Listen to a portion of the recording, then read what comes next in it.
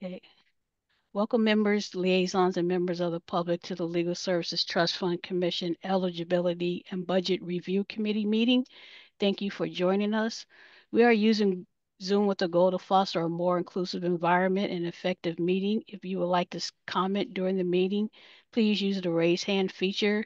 Please utilize this tool to virtually indicate that you would like to speak in order to help the chair facilitate the discussion. A friendly reminder that this is a video conference and to please be aware of the surroundings behind you. All Legal Services Trust Fund Commission and committee meetings will be recorded and posted to the State Bar's website. Zoom captioning is available. To enable, select live transcript at the bottom of your Zoom screen, then select enable auto transcript. Thank you. Thanks, Kim. So for folks that are joining, our chair, Catherine Blakemore, will be joining momentarily. She just needed to relocate for a moment. While we are waiting for her to join, Dawn, is it appropriate for me to take roll or at least get us started on roll? We should wait. We have to wait for her because Okay. she has the call to action. Yeah. Okay, great.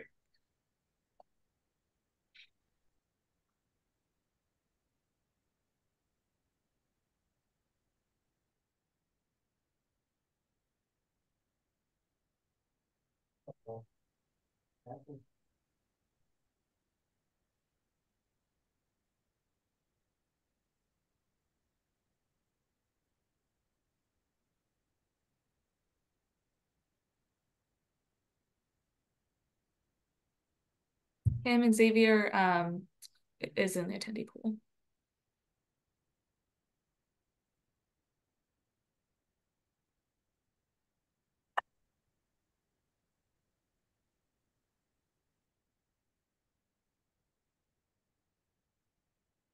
Hi, folks. For those that have joined in the last minute or so, our chair, Catherine Blakemore, just needed to quickly relocate to a notice location. She should be back online in just a moment, and we'll get started.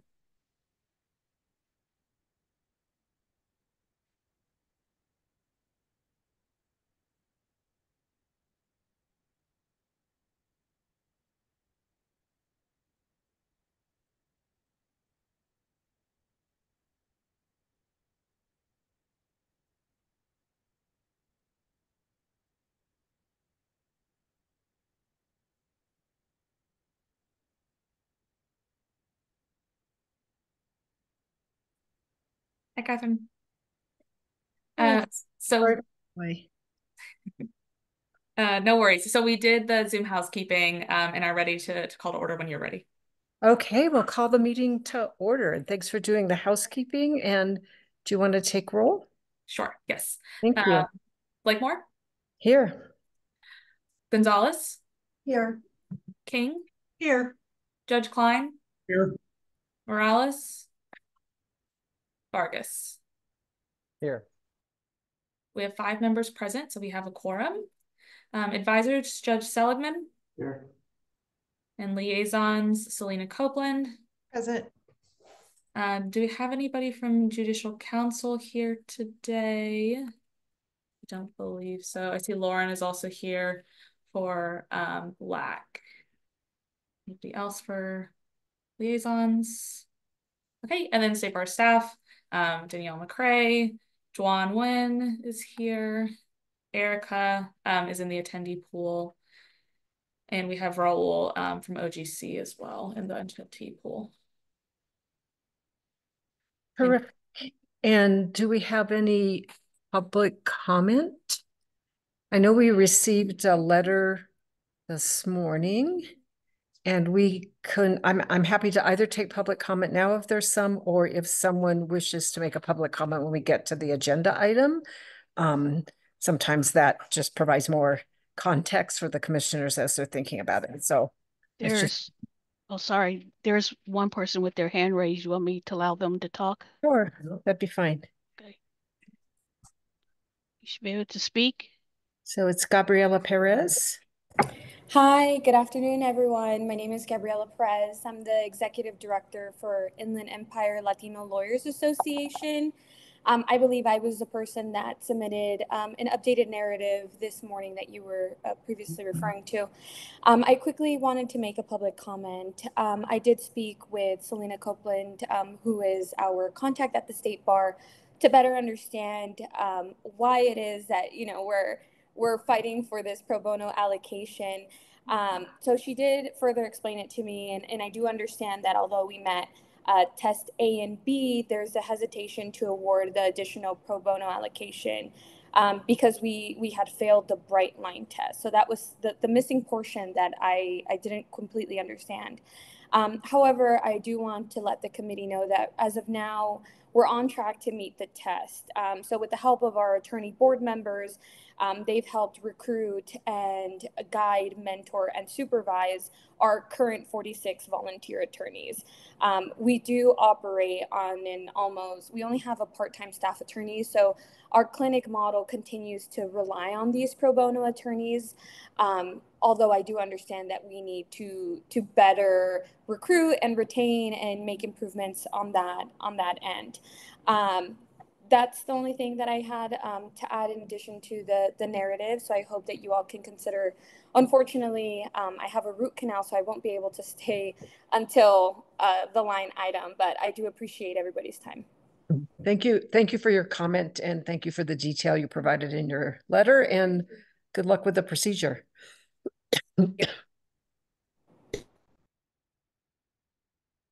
I see.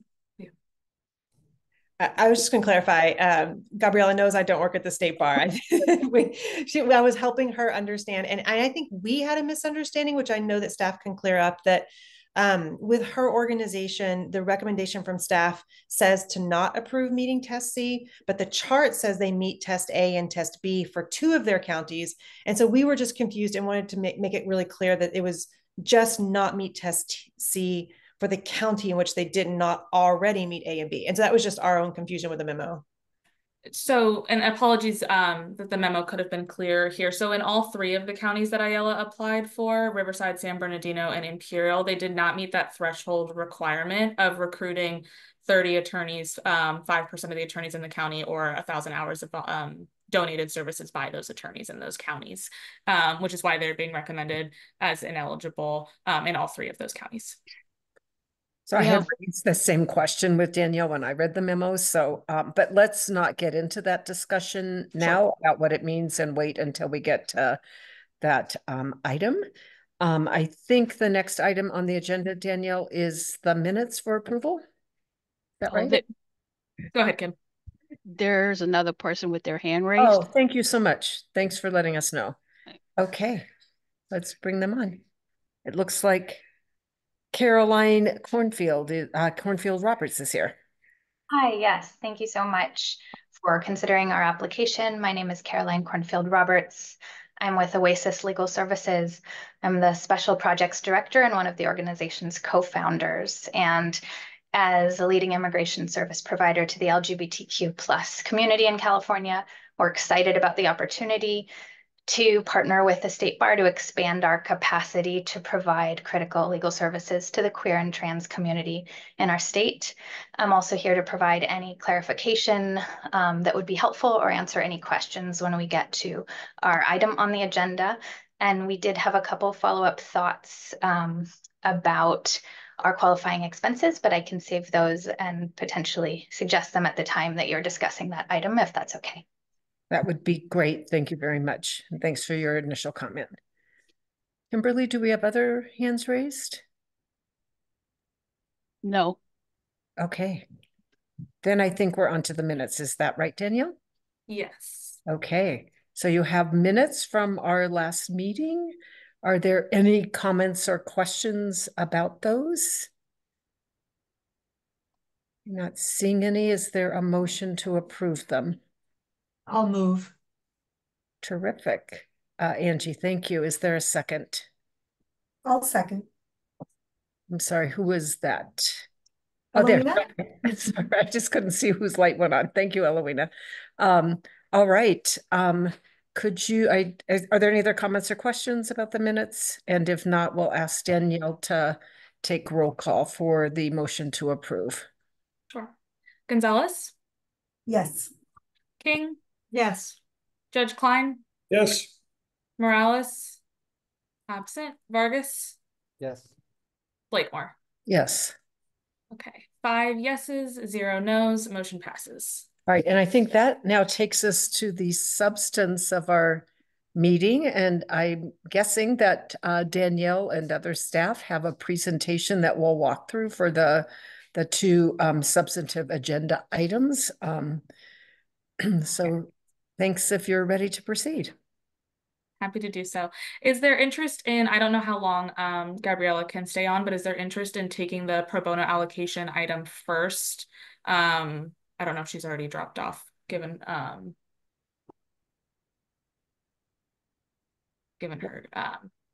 procedure. I'm okay doing that. I think it just, does anyone know if she's still here or not? She is not, but I see her still on. Oh, wait. Yeah.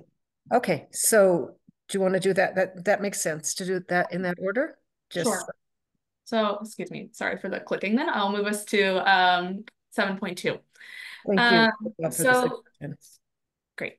So item 7.2 is related to applications seeking the pro bono allocation under a test seat analysis. As background for committee members, 10% of IOLTA EAF funding in each county is set aside for QLSPs that coordinate recruitment of a substantial number of private attorneys and provide services through pro bono as their principal means of service delivery.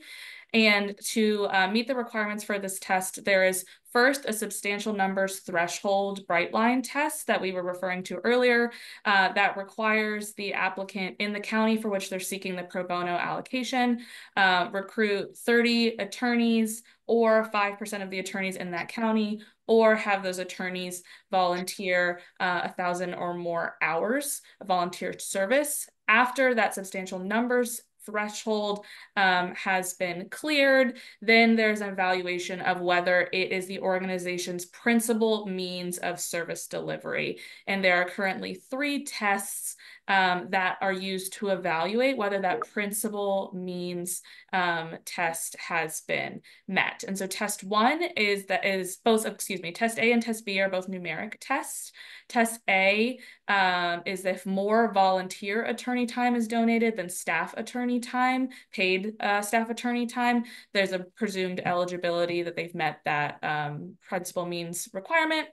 Test B is also numeric in that if the total volunteer time is more than staff time across attorneys, paralegals, law students, etc. If the total volunteer time is more than the total staff time, and also the volunteer attorney time makes up more than half of all donated time, then test B is satisfied, and again, the applicant is presumed eligible. And then finally, if an organization cannot meet test A or test B, there is a test C narrative option, which allows them to provide a narrative explanation of how pro bono is their principal means of service delivery, despite not meeting test A or test B. I'll also mention that there was a recent rule change codification process around the pro bono allocation test, and when that goes into effect, which will be January 1 of 2025, it would take away the substantial numbers threshold as a bright line test. They would still need to demonstrate substantial numbers and principal means, but that's not quite bifurcated in the same way, and allows for some more factors to be considered when evaluating whether or not an organization meets those 2 requirements. But again, those rules do not go into effect until January 1, because otherwise they would have kind of taken effect right in the middle of this application review cycle. Catherine, I see your hand raised. So just for clarity, so the numbers, the substantial number threshold and the principal means tests, the numeric ones, those are based on numbers from what period of time? From the prior calendar year, I believe. I can double check whether it's calendar year or fiscal year, but it's backwards looking. So it would be looking at 2023 for our evaluation now happening in 2024 for 2025 eligibility. Okay, and Tuan, did you have a comment? Oh, yeah, I about just have a question for so Danielle can clarify the substantial numbers threshold. Is that an or an and for all of those three things? It's or. So they need to Okay. have, yes, 30 attorneys in that county, or 5% of the attorneys, or those attorneys volunteering 1,000 hours. But that is looked at on a by county basis. So applicants apply for the allocation in an individual county and need to meet that requirement in that county specifically. Okay, and then I guess my second question was, because I was remembering the rule change that I think some of us had worked on. And so for the current cycle, which goes into this allocation goes into effect in January 2024, right? This is what 2025, sorry. So we even though we're looking at 23 numbers, not 24 numbers, is there flexibility in how those 30 attorneys, 5%, 1,000 hours, or is it a bright line standard for which there isn't flexibility?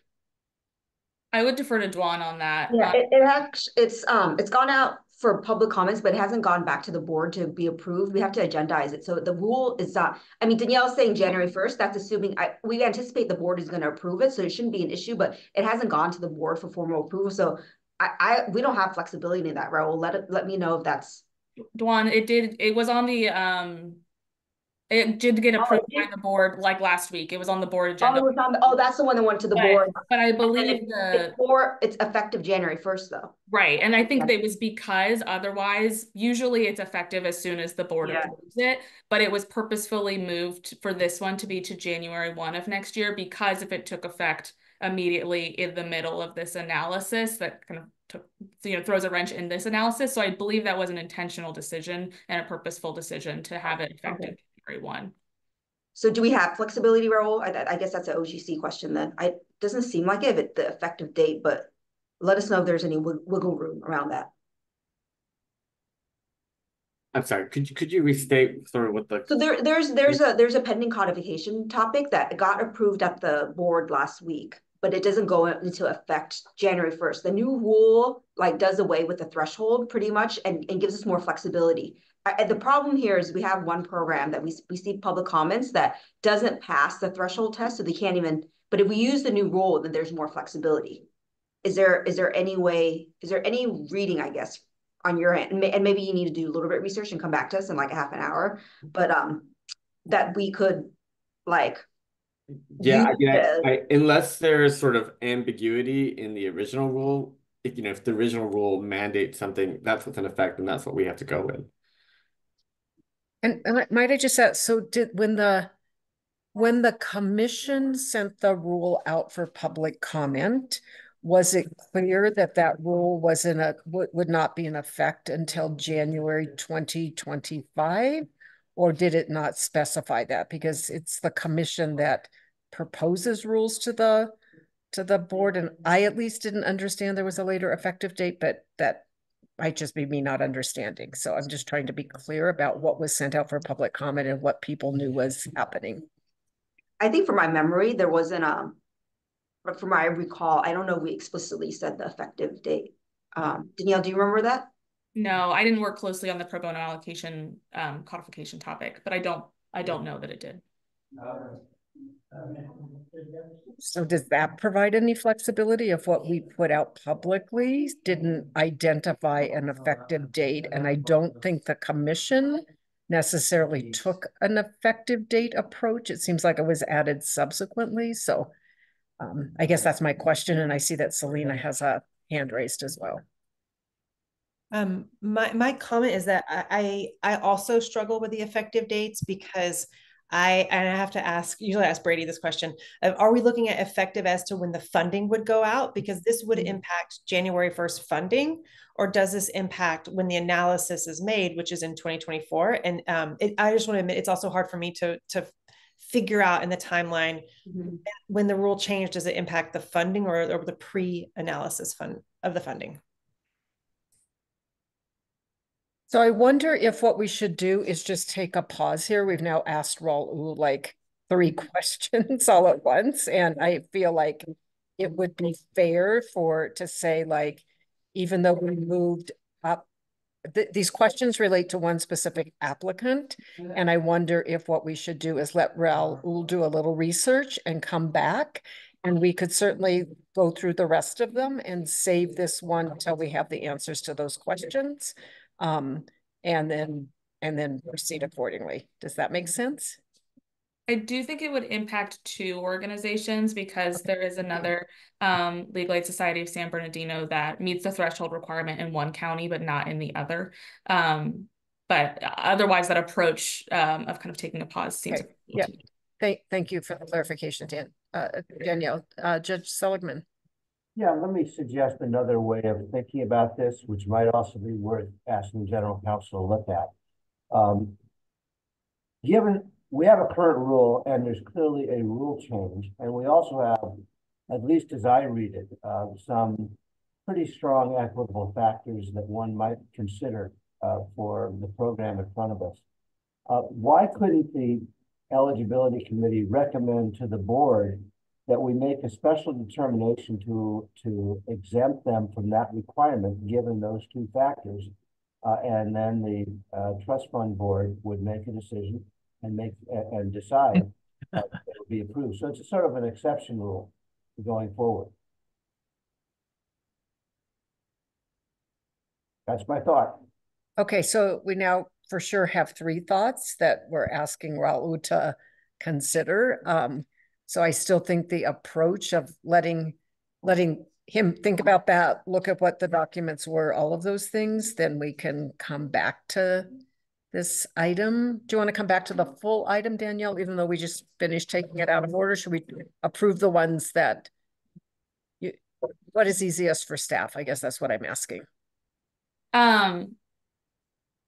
It's probably easiest. I'm trying to balance what is easiest and also give folks that are here to make public comment as much kind of access as we can. But I think it probably makes the most sense to go back and do 7.1 and then come back to 7.2 in totality. Okay, so let's do that, and that'll probably buy a half hour or so. Sure. Okay. So excuse my clicking through slides yet again. Alrighty. So item 7.1 is talking about applications for 2025 IOLTA EAF funding that do not meet the presumption of primary purpose. So to be found eligible for IOLTA EAF funding, an organization must be found as either a QLSP, Qualified Legal Services Project, or a support center. And for each of those, they have a statutory requirement regarding the organization's primary purpose. So for QLSPs, they must have a primary purpose and function of providing civil legal services without charge to indigent persons. And a support center must have as its primary purpose and function providing legal training, legal technical assistance, and advocacy support for civil legal services without charge.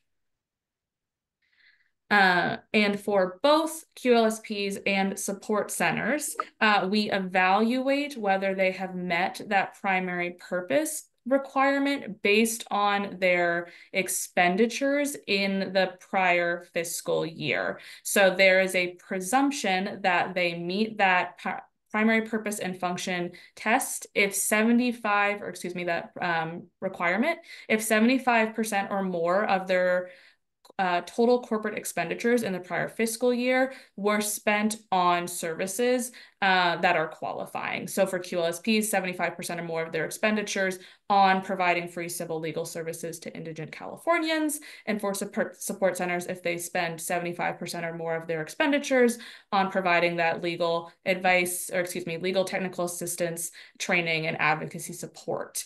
If an organization's qualified expenditures are not 75% or more of the organization's total expenditures, they may still be found to meet primary purpose, provided they can satisfactorily demonstrate they meet that by other means. And in the application, how that's operationalized is there's an opportunity for them to provide a narrative on how they believe it is still their primary purpose as an organization, despite it being less than 75% of their total expenditures. The committee and commission has historically found some organizations can still meet that primary purpose requirement if their qualified expenditures are greater than 50%, even if less than 75%.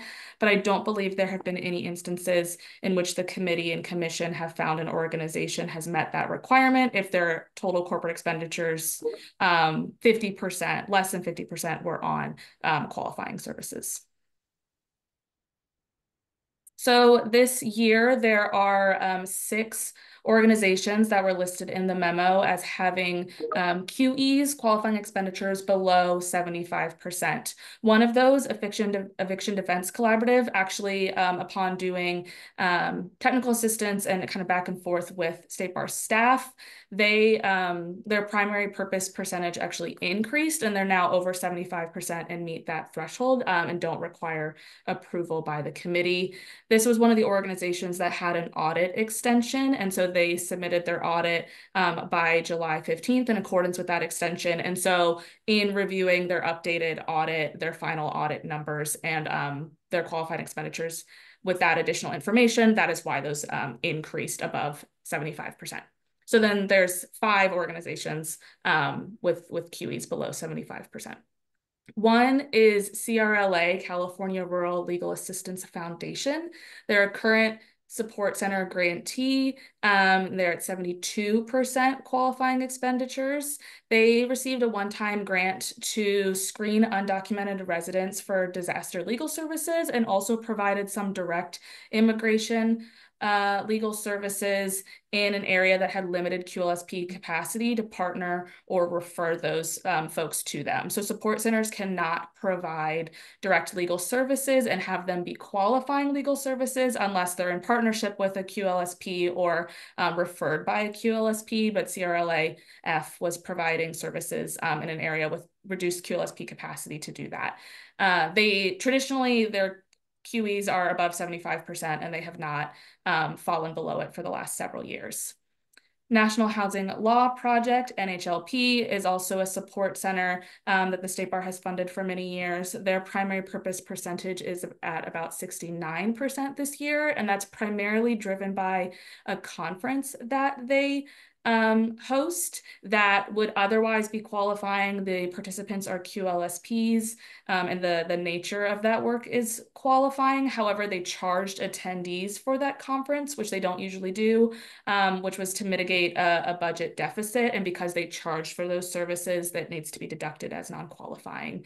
I believe they said in their narrative, had they taken those conference expenditures out, their QEs would be, or if you kind of removed that from the equation for a moment, their QEs would be about 87 or 88%. They also have not historically fallen below the 75% threshold.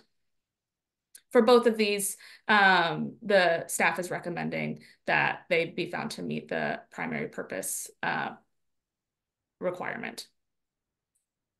Actually, I should stop. Are there any questions about these 2 before I move on to the next set? No. Okay, hearing none.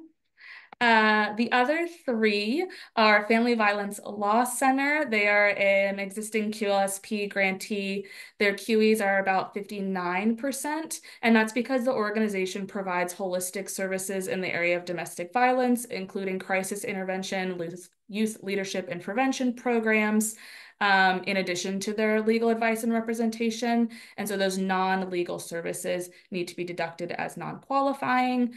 This has been this organization's delivery model and service model for many years. And so they do typically fall below the 75% threshold, but the committee and commission has historically found that they still meet the primary purpose requirement. So staff is recommending that that be the true again for 2025. And then the last 2 here are new applicants. So Center for Access to Quadros is a new IOLTA EAF applicant. They are not currently funded. They're applying as a support center, and their primary purpose percentage or their qualifying expenditures are 57% of their total corporate expenditures. And that is because the organization provides technical assistance and training to court-based self-help centers in addition to QLSPs and more traditional legal service providers. And so the services that they are delivering are qualifying in nature and they are not charging for them, but because the recipient of those services are not QLSPs or legal aid providers, it does not count towards primary purpose. Staff would still recommend that they be found to meet the requirement. And then finally, Ventura County Legal Aid, which there's a little bit more discussion in the memo and on the following slide about their circumstances, but they are a new grantee applying as a QLSP. Their primary purpose percentage is at 51%, but that is because they are deducting work related to a family justice center for which they did not income screen, and so they cannot demonstrate that those clients were indigent. Staff believe that a good majority of those folks that they provided services to in the Family Justice Center were likely indigent, but they don't have the data to demonstrate that for us. So I'll actually move to the next slide because there's more information on this specifically. Ventura County Legal Aid, as I mentioned, provides services through a partnership with the District Attorney's Family Justice Center. That's one of 3 major projects that the organization has, and they do not screen clients. So they cannot verify the indigency of those clients and therefore verify the percentage of those expenditures that were spent on qualifying services. Because of that, they've in their current iteration of their application have deducted all of the expenditures related to the services provided through the Family Justice Center, which is why their QEs are lower at 51%. They are willing to discuss collecting income information moving forward. They need to discuss kind of what that would look like with the district attorney because of that partnership. But again, staff do believe that it is likely that at least some proportion, if not a large portion of those clients are ultimately indigent and would therefore recommend that they be found to meet the primary purpose requirement. And do anticipate that should they start screening for these clients moving forward and collecting that income information, the QE percentage would very likely increase in future years. There is another similarly situated new applicant, Oasis Legal Services. We had a public comment from this organization earlier. They provide immigration services, including those to a group of clients who they call their asylum backlog. And this organization provides immigration services to LGBTQ+ individuals in the Bay Area predominantly. And they provide with several different types of immigration legal services, one of which being asylum cases. And so they help those folks with the initial asylum issue, but while the person is waiting for determination on asylum, they are in what Oasis refers to as their asylum backlog. And those clients may come back to Oasis and ask for additional services. And when those clients come back, Oasis does not do another income screening. They're originally income screened when they do original intake, but not when they come back if they're in that backlog. And some of those clients were screened as long ago as 2017. And so it's unclear, and they are not also, Oasis is also not able to access the initial intake information based on changes in their case management system. And so we don't have up-to-date income information for those folks that they served in 2023. In the application, they estimated the indigency of those asylum backlog clients based on asylum intakes in 2023. So they are saying, you know, this group of folks who we served in 2023, but may have done intake for in 2017, 2018, 2019, we're going to estimate that their indigency looks the same as the folks that we are doing asylum intake for in 2023. If they take that approach, it would put their qualifying expenditures at 78%, and they would be above the threshold. But for consistency with Ventura County Legal Aid, and also, as I understand it, past practice where staff and the commission has been hesitant to use kind of data on one population to extrapolate or estimate indigency in another population, it may potentially be appropriate to have them deduct the expenditures for those asylum backlog cases. And if they did so, it would put their qualifying expenditures at about 65% and therefore below the 75% threshold. Staff would ultimately defer to the committee if using information from another population is an appropriate proxy. But again, even if their QEs fell below 75%, staff would recommend finding that they meet the primary purpose requirement.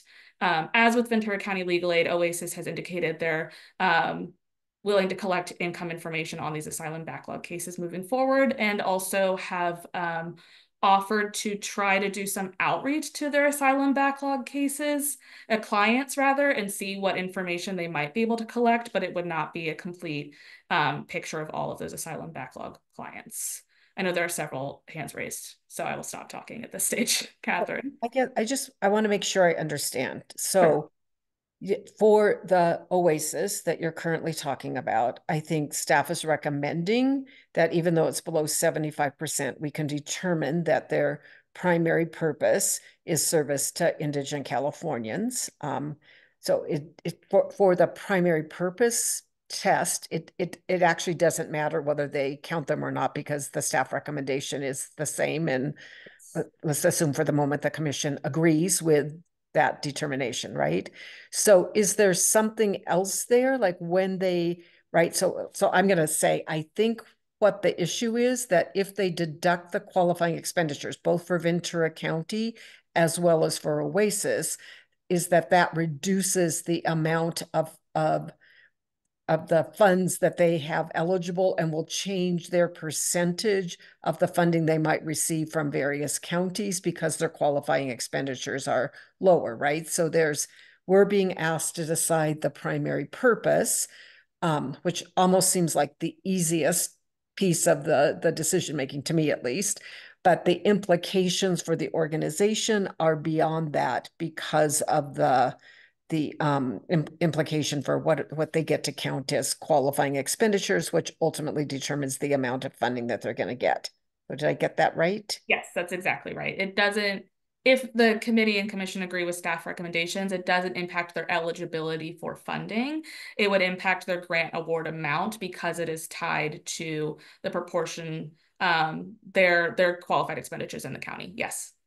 So I guess I'll just say, I feel like if we're making decisions that it's okay to use an estimate which would increase qualifying expenditures, I feel like we have to do that consistently, right? And so I don't know if we have some amount for Ventura County about, what I think what you said is we believe a large number of those people would be indigent, right? Because of how they're getting to the program, but I'm not sure we have data to determine how we might estimate what their qualifying expenditures are, right? So if we're trying to be consistent, there's a little bit of a wrinkle on what become their qualifying expenditures. So just flagging that's a consideration, I think, in terms of how we approach things.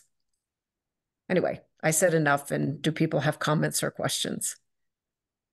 There are a couple hands raised. In the audience? Yes. Because I wasn't seeing anybody's hand raised here. So why don't we take some public comment while we're thinking of other questions that we might have? There's a representative from both organizations, VCLA and OASIS. Okay, so the first person I see is Paul Buljold. I probably mispronounced your last name, but you have a cute dog in your photo, so go ahead. Oh, did you get my picture of my dog? I did. Cute dog out by the water. Oh, yes. She's better looking than I am. That's why she's on there. Thank you so much for giving me the opportunity. Yeah, I'm Paul Bujold, and I'm the Executive Director of Ventura County Legal Aid. And so I can basically echo everything Danielle said. I think she did a great job of explaining our situation, and I can provide any additional information. For example, we're currently in discussions with the Ventura District Attorney's Office, and it looks like we will be able to verify income We weren't verifying income because most of the victims of the Family Justice Center are victims of sexual assault or domestic violence or trafficking. And there was a lot of cultural concern about asking those people about income while they're in that kind of a situation. But it looks like we'll be able to do that after we've already worked with them and they're a bit further along in the process and they've gained some trust and things and they don't feel it will have a detrimental impact on the mission of the Family Justice Center. I really thank you too for your recognizing the impact of reducing the qualified expenditures on the grant amount. If you want to use a substitute number, we have a study that found that 86% of people that participated in a Family Justice Center met low income requirements. This was a study done by the state of California across 4 counties. Another way of looking at it, perhaps, is that if you're going to say that we meet the primary purpose, then you could presume that a minimum of 75% of those expenses would also be covered because that is the same threshold. But we'll take 51, not saying that it's all or nothing. Okay. But just wanted to let you know that we appreciate this opportunity. We're very excited as a new IOLTA organization, and I'm here to answer any questions you may have. And really appreciated working with all of your staff, Danielle and Alexa. They have been very supportive and guiding us through this process. Thanks for that. Does anyone have any questions for Paul? Any commission members? Okay, thank you for the comment. I don't think anyone has any other questions. Right, thank you. Is one more hand raised. Okay, perfect. But this is Caroline again, maybe. It is. Okay, Caroline. Hi, yes, thank you so much. And also just echoing Paul and appreciating Danielle and the State Bar staff. We've had a lot of back and forth and they've been really responsive in helping us figure out this application process. So thank you. Yeah, just to reiterate in terms of this backlog, and I apologize, it's all a little bit into the weeds, but we had proposed originally using extrapolating from our intake data on our new asylum cases for 2023, and also looking at after a client is granted asylum, a year later, they are allowed to apply for permanent residency. And we do have data on our new residency clients who already have had asylum for a while. And those clients actually have the same within a percentage point of meeting that threshold of those living under the federal poverty guidelines as our asylum intakes. So unfortunately, even though many aspects of their life get better, their actual income level has not increased at that next case point. And so that made us very confident that between our asylum intakes and our residency intakes, the backlogged asylum cases who hadn't been granted yet, that wasn't changing for them. If that does not feel sufficient, we completely understand not wanting to, change the procedure for other organizations. We also wanted to offer, in case it might be more compelling, that we have currently about 700 backlogged clients for 2023, the year that we're looking at. We can't reach out to 700 in this kind of short time frame to update that, but we could reach out to probably 25% of them and get updated data on maybe 175 of those clients if we could use that to extrapolate to the full 700. So I appreciate, again, your giving us the time to kind of tell you more, and we will, similar to Paul said, either way, we're really appreciative of the partnership. Okay. Any questions for Caroline from commission members? Okay, thank you for your comments and information. And Dwan, I see that you have your hand up. Oh yeah, I just wanted to ask Caroline the follow-up question, like how quickly could you do that? Just so, because I think, I'll defer to the commission. I'm curious to see what the commission thinks about that extrapolation, but even without the extrapolation, but if you have the data, then I wonder if for the 100, I think you said 175 cases, maybe that could be, if some of those qualify, you can count that as qualified expenditures, but we are in a really short timeline. So I guess how quickly could you do that, or approximately? So I spoke with staff and they said they could do it by the end of next week. They're not sure if they could do it sooner, but I could certainly, if it needed to be, we could explore it. Thank you.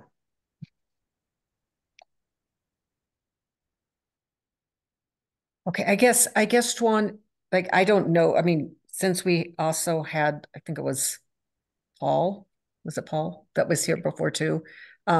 Should there be a similar question asked? So, you know, what he said was, as we have relationships with people, we might be able to ask them going forward. I don't know whether there's a subset of people that they could ask now, given where they are in their discussions, but I guess I'd be interested in knowing the answer to that question if he is still here.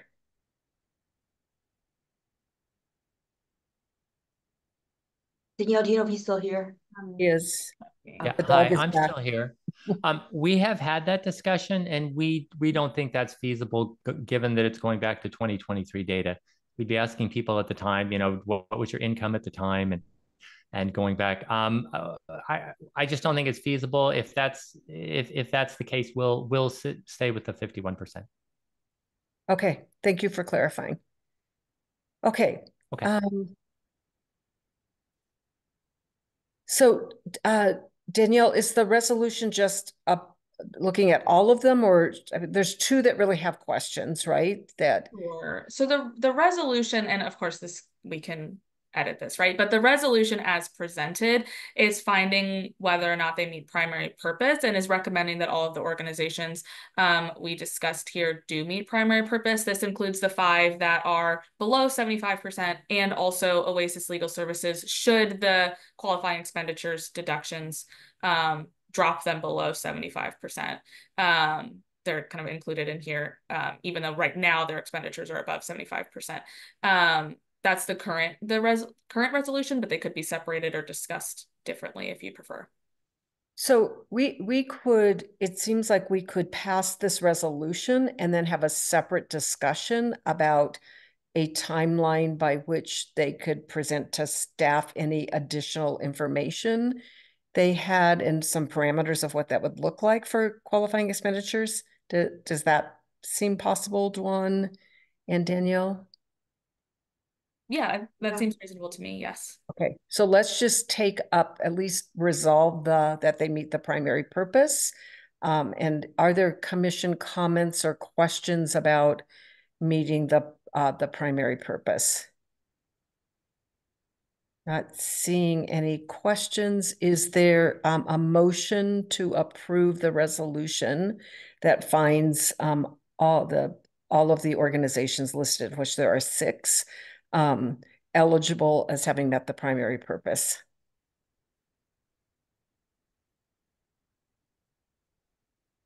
Also move. Thank you, Angie. Is there a second? I can I'll second. I'll go ahead and defer. Javier, was that you making a second? Yes. Okay, great. Thank you. Is there any other discussion or questions about meeting the primary purpose requirement for those 6 organizations? Not seeing any. Danielle, can you take roll call, please? Thank you. Yes. Gonzalez? Yes, but abstain as to the Family Violence Law Center. King? Yes. Judge Klein? Yes. Morales? Absent. Vargas? Yes. Blakemore? Yes. Okay. 5 yeses, 0 no's. Motion passes. Okay, thank you. So I guess the question is, so, you know, staff had identified a qualifying expenditure amount based on the lack of other available kinds of data. And I think the question is, just given the impact on the amount of money that applicants will receive, whether the commission wants to entertain a period of time to identify. It sounded like Duan was comfortable with an approach that would allow Oasis, for example, to look at current a selection of applicants and at least count those individuals as eligible, is what I'm understanding Duan's proposal to be. So I just want to kind of close the loop and see if there's anything else we want to do around the amount of the percentage of qualifying expenditures. people have thoughts about that?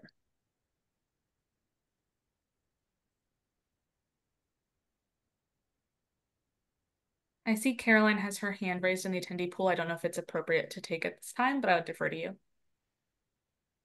Sure. While people are thinking, we can see what she has to say.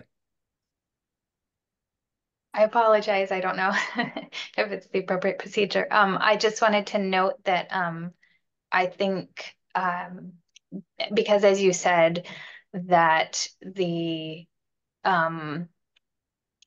money reflected in how much of our budget is qualifying expenses. Our proposal had been that if we could do 25% and then extrapolate that to the full 100%, I don't know if it would make sense for us to do just a portion and then only count that portion. We will look internally, but I thank you very much. Yeah, I think I understood your proposal, and I was sort of reflecting on what Dwan, as the staff lead, maybe felt comfortable doing, which would include 25% more, but not allow an extrapolation, where I think the history of the commission has been not to allow extrapolations. And I think there's some concern that if we extrapolate here, then what are we extrapolating for in subsequent circumstances when it arises? So I think that's where I think that's where we are in terms of allowing flexibility, but clearly up to you about whether you think that is worth the time and effort to do. So I appreciate you weighing in. Thank you for the clarification. Selena has her hand raised as well. Go ahead, Selena. Just a quick point that these are new applicants, and they all will start doing income as part of their intake. And for a lot of them, the information may have been out of their control at the time. And so I agree that the commission, it would be the wrong decision to extrapolate for current IALTA funded grantees who just don't ask intake for a particular project. But this does seem like a different case where these organizations are changing their practices, and perhaps this, since it does impact their first year IALTA award so much, I appreciate the commission's flexibility in considering some flexibility to without full extrapolation.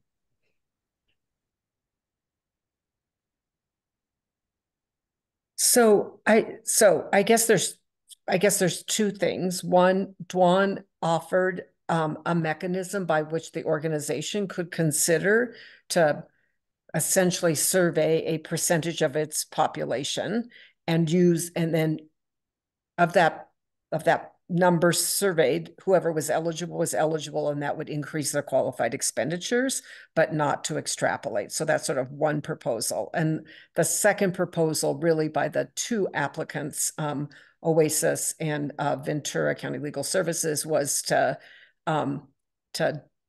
do an extrapolation based on a study or some other kinds of data. So do people have comments about one or the other?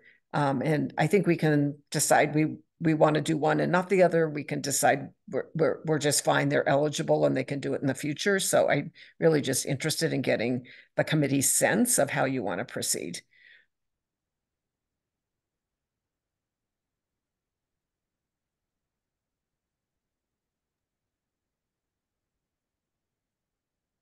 Eloina, did you have a comment?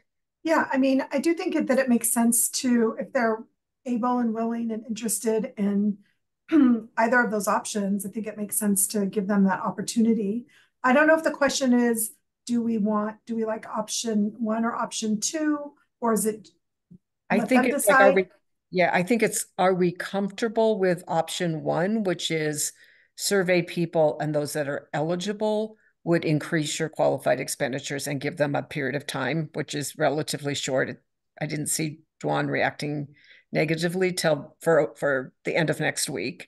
And then the other option, which I think staff is saying is not as preferred, would be to allow extrapolation. And in the materials, there were different ways that each of those organizations were proposing to do an extrapolation, which is really relying on either prior data of who has been eligible, or in the case of Ventura, like a study that I don't think any of us have looked at. So that was just the other offer of that. So I think we should decide kind of one or the other that we're comfortable with and not leave it to the organization to decide, because we need to provide clarity about what data would staff then incorporate into the when they do the formula, when they run the expenditures. So Angie.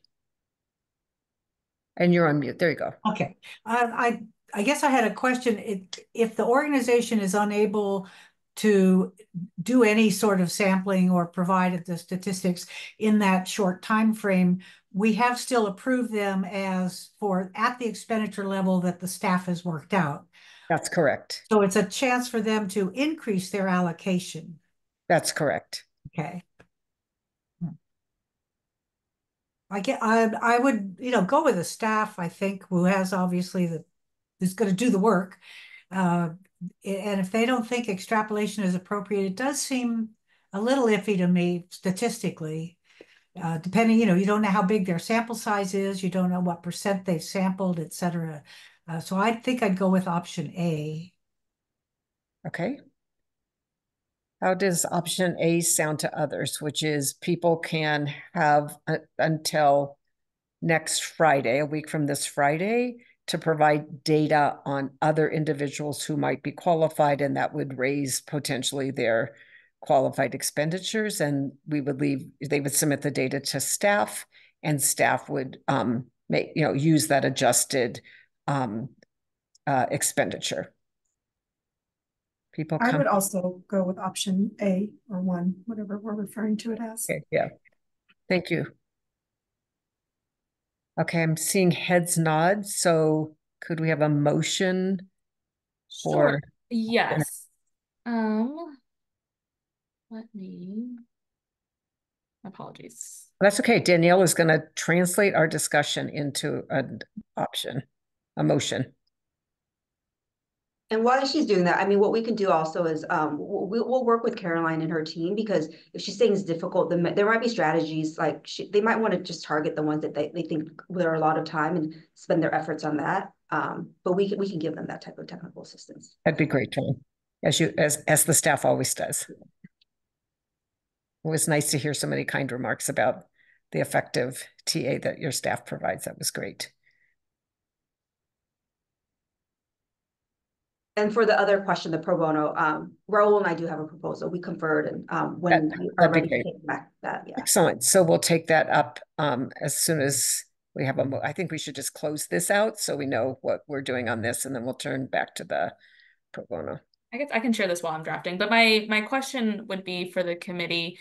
The resolution that you're passing is to allow them additional time to collect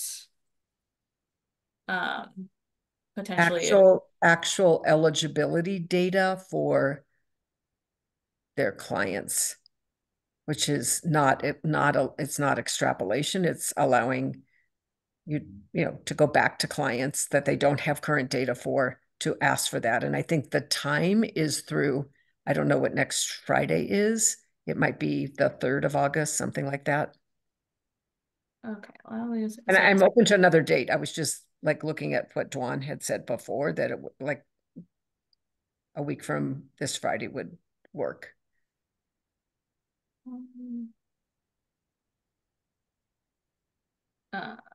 Include as part of their expenditures for the 2025 EAF. And we can wordsmith this, but just to get something on paper to react to.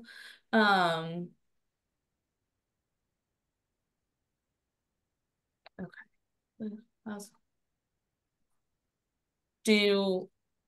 We could include a sentence that like affirmatively states that extrapolation will not be allowed, but I don't know if that is overkill. Would defer to the committee. I mean, I think we're just saying what's allowed. I don't think you have to say what's not allowed, because the memo previously said that extrapolation had not been allowed. So, Dwan, does this resolution work for you? Yes. Dwan says it's fine. That is good enough for me. Okay, I think we had a motion and a second. Is there any other discussion about this? I'm sorry, I missed the motion and second. Can you? Oh, we didn't do a motion? No. We didn't do a motion for the resolution. I think we did a conceptual motion that you then agreed to put down, but let's do a motion in a second for what's on the screen. That makes perfect sense. So moved. Thank you. Javier, is there a second?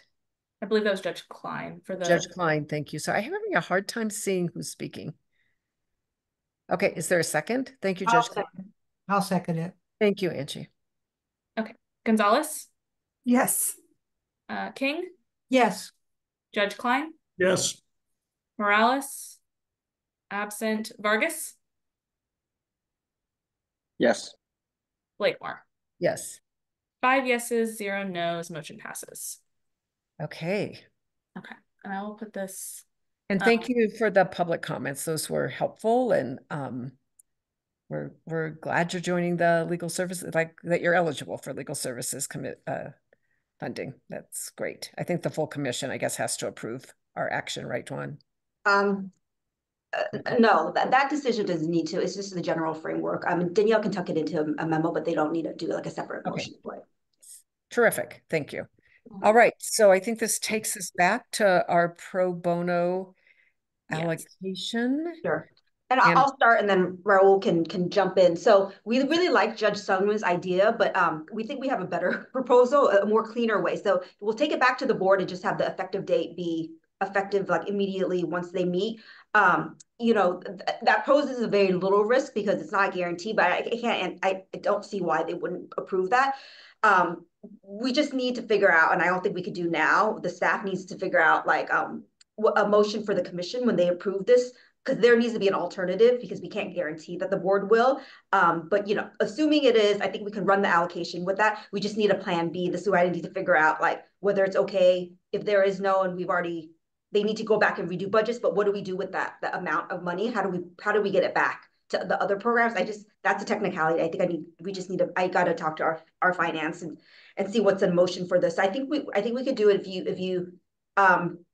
if this committee wants to base it on the new rules. And I don't know if you could do that today, Danielle, if you're prepared to talk about the new rule and how to implement it, or we could take it back. Did you agendize it for next week too, for the 31st? No, I mean, we could tuck it in. There's an item next week about finding organizations eligible or ineligible for 2025 funding. And so it might be, I guess it's a judgment call if this is sufficiently related to eligibility, but there's not an agenda item on Test C specifically next week. Or could you talk about are you in a position to talk about the new rule now and see if she already described the new rule. Okay, so if you feel that's enough, then you can do a motion based on the new rule, and then Raul and I can figure out, and we need to get executive staff's approval to agendize this. There's 2 more meetings, so I think it's a very great chance that we can, but we have to figure out all those technicalities. Okay. Thank you for doing the extra work in short order to address, I think, committee questions about it's just a timing issue, really, I think. And the Rules Committee had worked hard to sort of avoid this bright line test. So but we did go back and look at the motion, and there was no confusion, and it said the effective January 1st in order to have it for the 2026 application. So it was very clear, and so that's why this is just a cleaner. We'll just go back and redo the effective date. Yeah. Appreciate you doing that. So what do we need? So do we need to redo the resolution for today then? Did the resolution include those 2 programs, Danielle? Well, we haven't passed a resolution related to this, so it's of course can be edited. But I guess it's Catherine's question, I think, is do we need like a Plan B resolution today, or just at the commission level? I think we need to bring this up to the commission too. So I think I would do a separate resolution for just the 2 programs and say, like, I don't know, Raul can help us, like, pending approval or updated effective date for this is really ineloquent, but pending the find them eligible pending the board approval of the revision to the rule, making the rule effective as of the date it happens, right? Yes. Because there will be some edits. I I will get out of presentation mode and share from this.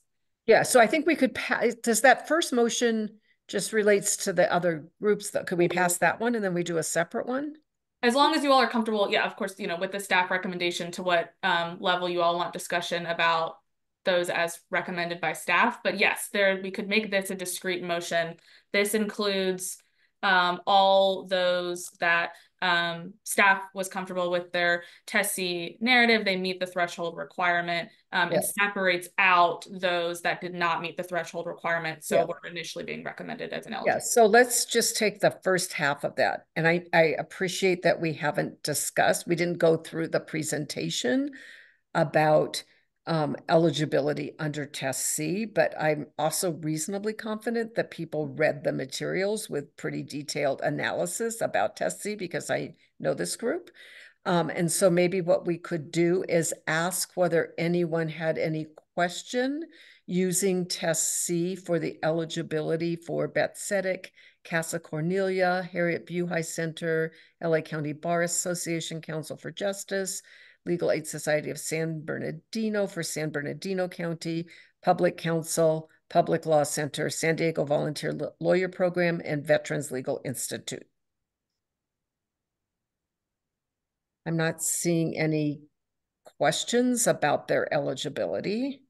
There is a member of the public that has their hand up. Oh, sure. Let's ask for a comment. Thank you for that, Dawn. Go ahead, Chris Jackson.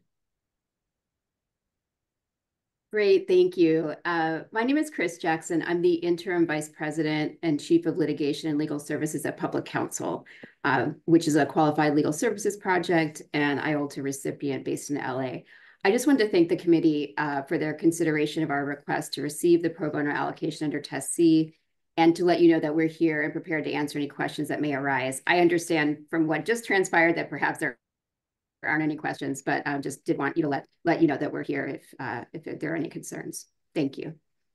Thanks, Chris.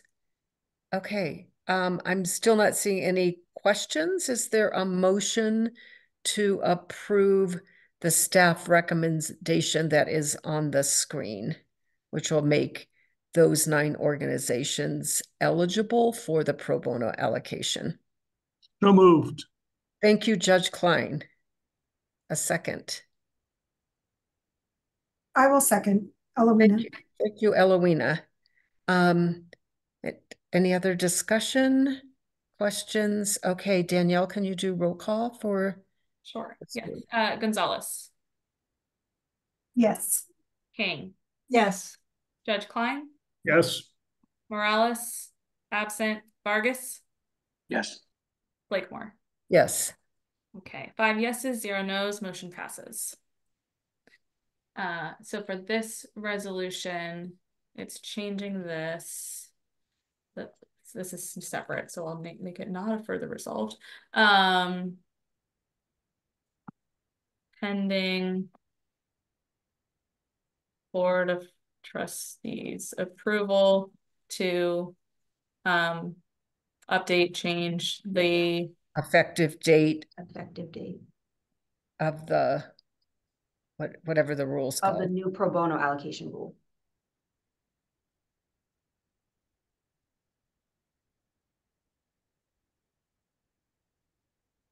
Maybe we just add pending and contingent on.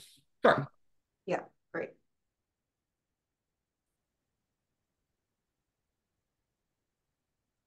I guess we don't need the pending on Board of Trustees approval to update the effective date of it. Yeah, okay. Okay. Any questions about this resolution? I think that was a good discussion we had earlier and really want to appreciate Dwan and Raul for really finding a solution to address the questions that were raised by the programs as well as commission members. So thank you so much. Okay, if there's no question or discussion, is there a motion to approve this resolution? Also move. Thank you, Angie. Is there a second? I'll second. That was Javier, correct? Yes. Thank you so much. Okay. Any other discussion, questions? If not, Danielle, could you call roll, please? Yes. Gonzalez. Yes. King. Yes. Judge Klein. Yes. Morales, absent. Vargas. Yes. Blakemore. Yes. 5 yeses, 0 no's, motion passes. Okay. What else do we need to do today? Sure. So there is one more item on the agenda today. There's no action required, but wanted to provide a quick update on the eligibility review conferences. So let me just kind of tighten some of this up for us. I think if I start the slide, it'll pop out in a different window and it's probably more complicated than we need. But the last item here is on eligibility review conferences. As you all know, because many of you are participating in them, staff have scheduled eligibility review conferences with 5 organizations for this application cycle, including 3 existing support center grantees, Coalition of California Welfare Rights Organizations, Legal Services for Prisoners with Children, and Youth Law Center, as well as 2 new QLSP applicants, Advocates, and Legal Link. Those conversations are ongoing. We had 2 last week and have 3 this week. I believe all of those have taken place now, except for Youth Law Center will be happening tomorrow.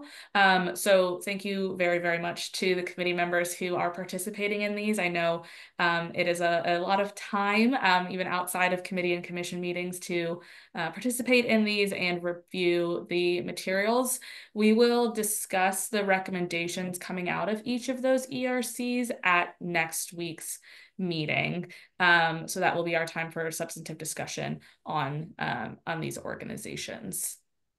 That is it in terms of the staff report, but happy to answer questions or can hear any reflections on ERCs thus far. So just inquiring about, it seems like, are we going to be taking action on these 5 at the next meeting or just get an update? Yes, so at next week's meeting, we'll be taking action if action is required, right? So, but action on these organizations coming out of those ERCs. Okay, and we otherwise have to approve the total grant eligibility. I'm just checking on the adequacy of the time that we have. So yes. So it is a shorter meeting next week at 2 hours. We have also on the agenda eligibility as a whole. I think the outstanding eligibility questions are these organizations. So my hunch is that the remaining eligibility questions will not be a question. We'll be kind of just approving those organizations as eligible or ineligible as appropriate.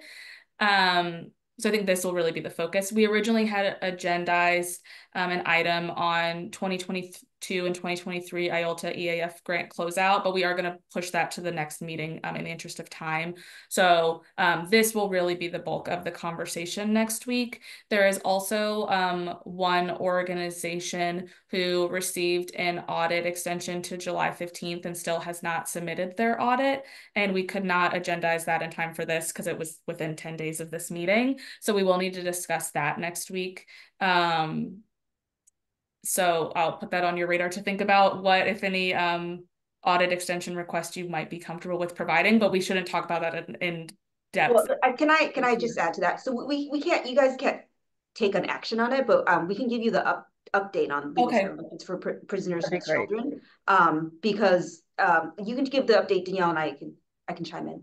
So it's not legal services for prisoners. I'm sorry. Yeah. So there's an organization, US Sutter, who received an audit extension request to July 15th. They were one of 2 organizations that received that extension and has still not yet submitted their audit. They've submitted excuse me, I'm dropping things. They have submitted a draft audit, but they still do not have their final audit in hand from the auditor. And do not appear to have a clear timeline of when they will have that audit.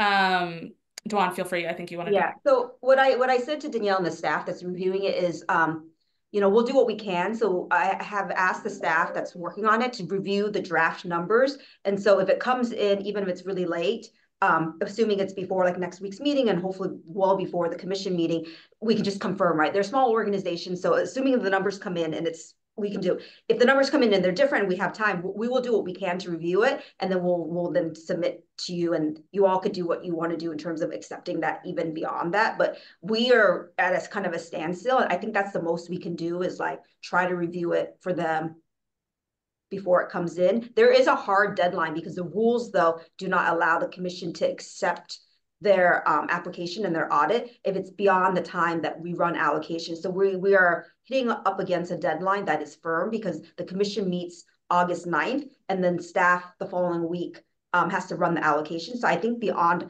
and I would say even maybe a day or two before the commission meeting, we need time to review it too. So we're hitting I just want to say, really short.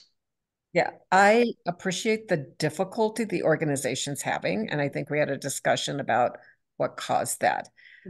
I guess I want to just reflect that at that meeting, we asked, like, what is the absolute latest date the audit could be submitted? And we were told it was July 15th, I believe. And so to my thinking, like, in a public meeting, we were collectively clear about what needed to happen. And that organization had actually provided an earlier date that it was going to be submitted. And then when they heard someone else was getting an extension to this later date, they wanted that same timeline, and we kind of at the last minute in that meeting approved it. So I like, you know, I understand we're not taking an action. I'm just trying to remind us of the significant discussion we had. They were there. I think there was a common understanding of what needed to happen. And at least to me, that is significant in terms of my thinking about it. So just, that's all I'm going to say about that, because I understand we're not taking action, but.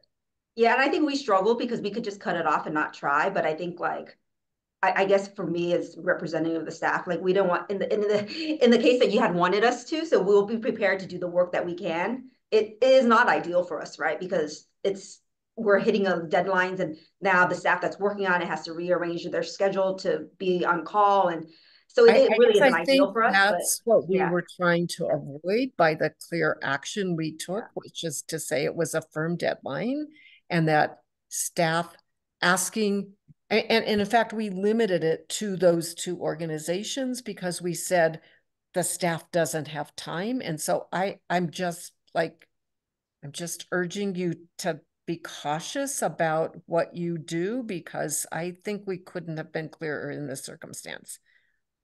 So others may think differently. So anyway. 2 points are, having been at the meeting with, was it Legal Links or something? Do we really think we're going to be able to resolve all the issues in 2 hours next week? I mean, we have 5, and the one I was at, they were just raising that issue as much as we all love short meetings. No, I think that's why I asked earlier, because I've been at 2 of these and there's outstanding questions. So I don't quite know what to do about it. And it may be that some things have to go directly to the commission without a recommendation if there isn't time. I mean, the pressure is as much on staff, who's trying to come up with recommendations for 5 different organizations that there are questions about. And I don't know that can all be done and that materials can get to us in time so that people actually have, you know, a little bit of time to think about them, right? So I don't know. I don't think I know how it's going to play out. I just think the option is something might have to go directly to the commission without a recommendation if it's not possible to resolve all the outstanding issues. Well, you say there are 2, and I can tell you there'll be 3. No. I was on 2, so and I heard you say there were 3, and there might be other ones. Yeah, because no, there are 5 in total. But I mean, the one I was, I forgot which staff person was there, but I think there's some issues. I have just a question. I remember at some point we had a long session with public counsel about whether their various one of their cases or 2 of their cases came within requirements of California. And I remember the context, but I was reading. This is really looking ahead. The article about the very impressive new president that Public Counsel announced, I guess, yesterday or today, and she has some rather ambitious programs involving cases outside of California that would have an impact in California. And I was trying to remember the context of how that issue came up in front of the commission, because it looks like it may still be there. So I think we have taken up as whether or not those are qualifying expenditures for cases that happen outside of California and how direct the impact is in California, right? And there's been several ways we've looked at that. And I think it in the end becomes, I mean, as I was reminded, it doesn't really go to primary purpose because people can do work outside of California, but anyway, I just think this is a QLSP, not a support center, and it might affect qualifying expenditures. So at some point it'll come up. It will, I think. Yeah. And the staff usually does a pretty careful review of that. Yeah, I was just trying to remember how it came up when I read hers. It certainly got an impressive resume. Thanks for the info about a new ED. That's great. And in terms of the times, you all have two hours. We can't go back and re-agendize that, but you can go beyond the 2 hours and meet if you wanted to go like 2.5 hours. I mean, I've gotten the report back from Danielle. All the ERC is a very hard substantive question. I did, we had an XCOM meeting yesterday that I did update Erica and Amin, and really our voting item is EBR for this meeting. So you could spend at the commission if you needed to, like 2 hours, because all of the other agenda items are report backs. Just suggesting those who are going to be at the meeting don't make plans for 12:15. Because I think it's 10 to 12. To Juan's point, if some items have to go directly to the commission, it sounds like there's time on that agenda for that to be accommodated. Yeah. Or if you want to try to save your calendar, maybe an extra half an hour. Yeah, we just need to know, because those of us that end up booking, because we have to have public space, right? So I booked mine for the time. So I don't know, they will kick me out at the end of my time unless I try and get additional time there. So that's why I was sort of raising it. If we need more time, I'm happy to try and see if I can extend my time at the same location that I'm currently at, but like I can't usually do it the day of. And I will be there, but I cannot stay past 12. Oh, you can't stay past 12. So let's just do our best to do it at 12. Yeah. So that's the other option, which is a little bit cleaner because we already agendized. It's just to do what we can in 2 hours, but know that you have time at the commission meeting. And so maybe we should take up these action items at the beginning of the agenda, right? Like we can make that the focus of the meeting. Who else was at the one I was at? That Oakland based?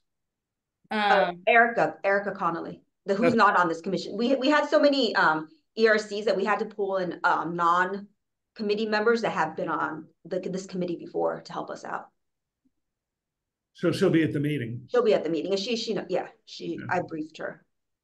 Okay, and then we had staff, of course. All right.